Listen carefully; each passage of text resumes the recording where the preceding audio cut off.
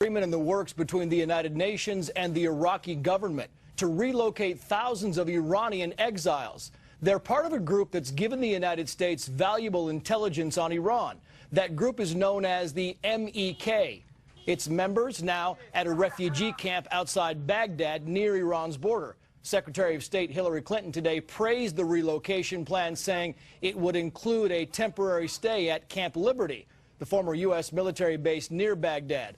An interesting destination because while the MEK has helped the U.S. in the past, it is also on the State Department's list of terrorist organizations.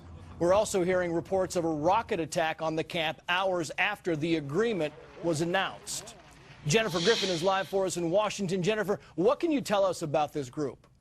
Well, Trace, this is a group of Iranian dissidents based in Iraq since the 1980s. Saddam Hussein gave them protection because they were fighting the mullahs in Iran.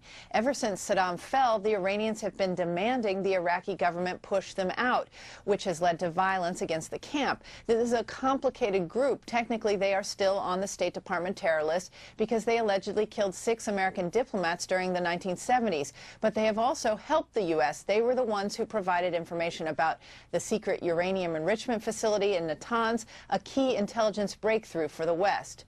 Iran is so threatened by them that when an agreement to resettle them was signed in recent days, a militia associated with Iran reportedly fired these Katyusha rockets at their camp in Iraq, Trace. Yeah, and Jen, why does the U.S. have a responsibility to help them here? Well, essentially because after Saddam fell, the U.S. military got them to disarm in exchange for U.S. protection. This is the letter from Major General Jeffrey Miller, who was then the deputy commander of U.S. forces in Iraq, promising protection. The U.S. military wiped their hands of the situation in 2009.